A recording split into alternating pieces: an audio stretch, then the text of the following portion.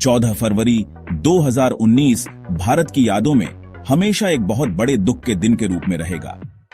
उस दिन एक आत्मघाती हमलावर ने पुलवामा, जम्मू और कश्मीर में केंद्रीय रिजर्व पुलिस बल के काफिले में विस्फोटकों से भरा वाहन घुसा दिया। इस विनाशकारी हमले में 40 सीआरपीएफ जवान शहीद हो गए, जिससे पूरे भारत और दुनिया में सदमा पहुंचा। इस जघन्य कृत्य की जिम्मेदारी पाकिस्तान स्थित आतंकवादी संगठन जैश ए मोहम्मद ने ली। इस हमले ने अशांत क्षेत्र में काम कर रहे सुरक्षा बलों की कमजोरी को उजागर किया और आतंकवाद से उत्पन्न गंभीर खतरे को रेखांकित किया। पुलवामा हमला केवल भारत के सुरक्षा बलों पर हमला नहीं था, यह क्षेत्र में शांति और स्थिरता के विचार पर ही हमला था। अंतर्राष्ट्रीय समुदाय ने इस हमले की कड़ी निंदा की। संयुक्त राज्य अमेरिका, रूस, फ्रांस और कई अन्य देशों ने भारत के साथ एकजुटता व्यक्त की और जिम्मेदार लोगों को न्याय के कटघरे में लाने का आह्वान किया। हालांकि इस हमले ने भारत और पाकिस्तान के बीच लंबे और अशांत संघर्ष के इतिहास को भी तेजी से सुर्खियों में ला दिया। इस एपिसोड को जानने के लिए इस वीडियो को एंड तक जरूर देखना। तो एक बार लाइक का बटन दबा के आज्ञा दो तो वीडियो चालू करें। दबा दिया? तो सब्सक्राइब का है बगल में वो भी दबा दो। वो भी दबा दिया? चलिए शुरू करते हैं एक और नए एपिसोड को।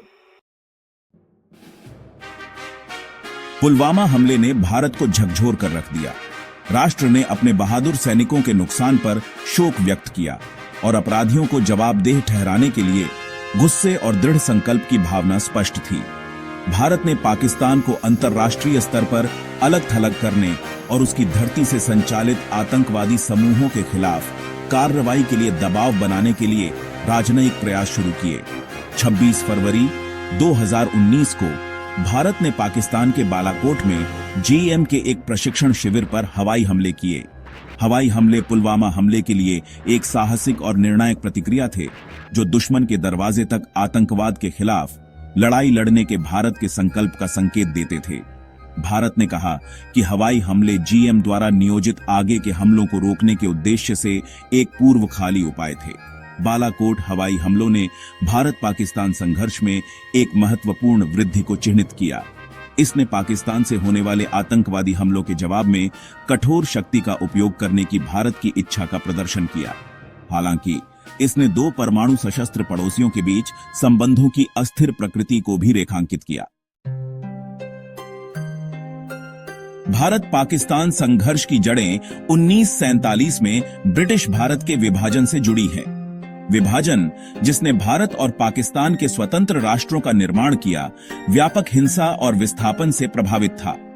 इस अराजकता के बीच कश्मीर की रियासत एक विवाद का विषय बन गई। कश्मीर के शासक महाराजा हरि सिंह शुरू में स्वतंत्र रहना चाहते थे। हालांकि पाकिस्तान द्वारा समर्थित आदिवासी मिलिशिया द्वारा आक्रमण का सामना करते हुए उन्होंने भारत में विलय कर लिया। इसने पहले भारत पाकिस्तान युद्ध को जन्म दिया, जो जनवरी 1947 तक चला। युद्ध संयुक्त राष्ट्र द्वारा कराई गई युद्ध विराम के साथ समाप्त हुआ, जिसने कश्मीर को भारत और पाकिस्तान के बीच विभाजित कर दिया। पहले कश्मीर युद्ध ने भारत और पाकिस्तान के बीच दशकों के अविश्वास और संघर्ष का मंच तैयार किया। दोनों देशों ने पूरे कश्मीर पर दावा किया और यह विवाद क्षेत्र में शांति के लिए एक बड़ी बाधा बना रहा। युद्ध ने संघर्ष की मानवीय कीमत को भी उजागर किया, जिसमें लाखों लोग विस्थापित हुए और अनगिनत लोगों की जान चली गई। 1965 में पाकिस्तान ने ऑपरेशन जिब्राल्टर शुरू किया, जो जम्मू कश्मीर में घुसपैठ करने और भारतीय शासन के खिलाफ विद्रोह भड़काने के उद्देश्य से एक गुप्त अभियान था। हालांकि ऑपरेशन अपने उद्देश्यों को प्राप्त करने में विफल रहा और इसके बजाय भारत और पाकिस्तान के बीच एक पूर्ण युद्ध में बदल गया। 1965 का युद्ध दोनों पक्षों में भीषण लड़ाई की विशेषता थी। संघर्ष में टैंकों, तोपखाने और हवाई शक्ति का इस्तेमाल देखा गया। कोई भी पक्ष निर्णायक जीत हासिल नहीं कर पाया और युद्ध एक गतिरोध में समाप्त हो गया। सोवियत संघ ने युद्ध विराम में मध्यस्थता करने में महत्वपूर्ण भूमिका निभाई, जिसके कारण जनवरी 1966 में ताशकंद समझौता हुआ। भारतीय प्रधानमंत्री लाल बहादुर शास्त्री और पाकिस्तानी राष्ट्रपति अयूब खान द्वारा हस्ताक्षरित ताशकंद समझौते में युद्ध पूर्व स्थिति में सैनिकों की वापसी और शांतिपूर्ण तरीकों से विवादों को सुलझाने की प्रतिबद्धता का आह्वान किया गया था। हालांकि समझौते ने संघर्ष के अंतर्निहित कारणों को दूर करने के लिए बहुत कम किया। भाग 5, 1971 का युद्ध, बांग्लादेश का जन्म। भारत और पाकिस्तान के बीच 1971 का युद्ध इस मायने में अनोखा था कि यह सीधे कश्मीर मुद्दे से संबंधित नहीं था।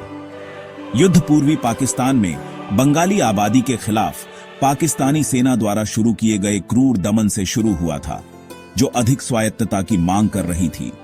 लाखों शरणार्थी हिंसा से भाग गए और सीमा पार करके भारत में आ गए, जिससे एक मानवीय संकट पैदा हो गया। भारत ने बंगाली प्रतिरोध आंदोलन मुक्ति बाहिनी को समर्थन प्रदान किया और अंततः 3 दिसंबर 1971 को सैन्य रूप से हस्तक्षेप किया। युद्ध भारत की निर्णायक जीत के साथ समाप्त हुआ, जिसमें 90,000 से अधिक पाकिस्तानी सैनिकों ने आत्मसमर्पण कर दिया। 1971 के युद्ध के परिणाम स्वरूप बांग्लादेश का एक स्वतंत्र राष्ट्र के रूप में निर्माण हुआ। यह पाकिस्तान के लिए एक अपमानजनक हार थी और क्षेत्रीय शक्ति संतुलन के लिए इसके दूरगामी परिणाम थे। युद्ध ने भारत की बढ़ती सैन्य ताकत और क्षेत्रीय संघर्षों में हस्तक्षेप करने की उसकी इच्छा का भी प्रदर्शन किया।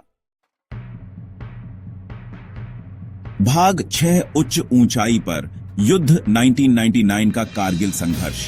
1999 की गर्मियों में भारत और पाकिस्तान जम्मू कश्मीर के कारगिल जिले में एक सीमित लेकिन तीव्र संघर्ष में उलझे हुए थे। संघर्ष की शुरुआत आतंकवादियों के वेश में पाकिस्तानी सैनिकों की भारतीय प्रशासित क्षेत्र में घुसपैठ से हुई थी। कारगिल संघर्ष इस मायने में अनोखा था कि यह ऊंचाई वाले इलाकों में लड़ा गया था, जिसमें दोनों पक्षों को विश्वासघाती इलाके और कठोर मौसम की स्थिति का सामना करना पड़ा था। भारतीय सेना ने घुसपैठियों को निकालने के लिए ऑपरेशन विजय शुरू किया और संघर्ष 2 महीने से अधिक समय तक चला। कारगिल संघर्ष भारतीय क्षेत्र से पाकिस्तानी सेना की वापसी के साथ समाप्त हुआ। हालांकि संघर्ष का भारत पाकिस्तान संबंधों पर गहरा प्रभाव पड़ा। इसने दोनों देशों के बीच गहरे अविश्वास को रेखांकित किया और क्षेत्र में बढ़ते जोखिम को उजागर किया। भाग 7, हालिया वृद्धि, पहलगाम और ऑपरेशन सिंदूर। भारत पाकिस्तान प्रतिद्वंद्विता इस क्षेत्र पर एक लंबी छाया डालती रहती है। हाल के वर्षों में सीमा पार आतंकवाद और सैन्य वृद्धि के कई उदाहरण सामने आए हैं। 22 अप्रैल 25 को पहलगाम, जम्मू और कश्मीर में एक आतंकवादी हमले में कई सुरक्षा कर्मियों और नागरिकों की मौत हो गई। पाकिस्तान स्थित एक आतंकवादी समूह द्वारा किए गए इस हमले ने दोनों देशों के बीच तनाव बढ़ा दिया। पहलगाम हमले के जवाब में भारत ने ऑपरेशन सिंदूर शुरू किया, जो पाकिस्तान के कब्जे वाले कश्मीर में आतंकवादी शिविरों को निशाना बनाने वाली मिसाइल हमलों की एक श्रृंखला थी। भारत ने दावा किया कि हमले सटीक थे और केवल आतंकवादी बुनियादी ढांचे को निशाना बनाया गया था, जबकि पाकिस्तान ने नागरिक हताहतों का आरोप लगाया और हमलों की आक्रामकता के रूप में निंदा की। 7 मई 25 को नियंत्रण रेखा पर भारतीय और पाकिस्तानी लड़ाकू विमानों के बीच हवाई झड़पों के साथ स्थिति और बढ़ गई। ये हालिया घटनाएं भारत पाकिस्तान संबंधों की अस्थिर और अप्रत्याशित प्रकृति की कड़ी याद दिलाती है। वे आतंकवाद के लगातार खतरे और क्षेत्र में शांति और स्थिरता बनाए रखने की चुनौतियों को भी उजागर करते हैं। भाग 8, भारत का संकल्प, आतंकवाद के खिलाफ एक राष्ट्र की लड़ाई। भारत ने आतंकवाद के प्रति शून्य सहिष्णुता की नीति बनाए रखी है। देश दशकों से सीमा पार आतंकवाद का शिकार रहा है और अंतर्राष्ट्रीय समुदाय से आतंकवादी समूहों और उनके राज्य प्रायोजकों के खिलाफ निर्णायक कार्रवाई करने का बार बार आह्वान किया है। आतंकवाद का मुकाबला करने के लिए भारत का दृष्टिकोण पिछले कुछ वर्षों में विकसित हुआ है, मुख्य रूप से रक्षात्मक मुद्रा से लेकर अधिक सक्रिय और मुखर रुख तक। देश ने अपने सुरक्षा तंत्र को मजबूत किया है, खुफिया जानकारी साझा करने को बढ़ाया है और एक मजबूत आतंकवाद विरोधी सिद्धांत विकसित किया है। भारत आतंकवाद का मुकाबला करने के अंतर्राष्ट्रीय प्रयासों में भी सक्रिय रूप से शामिल रहा है, सहयोगी देशों और बहुपक्षीय संगठनों के साथ मिलकर काम कर रहा है। चुनौतियों के बावजूद भारत आतंकवाद के सभी रूपों और अभिव्यक्तियों से लड़ने के लिए प्रतिबद्ध है। देश का मानना है कि आतंकवाद वैश्विक शांति और सुरक्षा के लिए एक गंभीर खतरा है और इसके लिए अंतर्राष्ट्रीय समुदाय से एकजुट और व्यापक प्रतिक्रिया की आवश्यकता है। भारत पाकिस्तान संघर्ष और आतंकवाद की व्यापक चुनौती अंतर्राष्ट्रीय सहयोग और बातचीत की तत्काल आवश्यकता को उजागर करती है।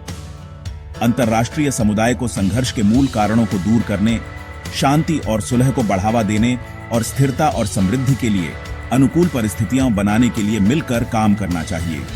राष्ट्रों के बीच अधिक समझ और सहानुभूति की आवश्यकता है और शांतिपूर्ण तरीकों से विवादों को सुलझाने की साझा प्रतिबद्धता की आवश्यकता है। बल प्रयोग हमेशा अंतिम उपाय होना चाहिए और संघर्षों को बढ़ने से रोकने के लिए हर संभव प्रयास किए जाने चाहिए। दुनिया को आतंकवाद और हिंसा से मुक्त भविष्य के निर्माण के लिए एक साथ आना चाहिए, एक ऐसा भविष्य जहां सभी लोग शांति, सुरक्षा और सम्मान के साथ रह सकें। उम्मीद है आपको मिस्टीरियस टीवी का यह एपिसोड आपको बहुत पसंद आया होगा। मिस्टीरियस टीवी को जरूर सब्सक्राइब करना और हाँ, शेयर भी करना अपने दोस्तों के साथ। आप लोगों के प्यार भरे कमेंट और लाइक का बहुत बहुत शुक्रिया। मिलते हैं अगली शानदार वीडियो में।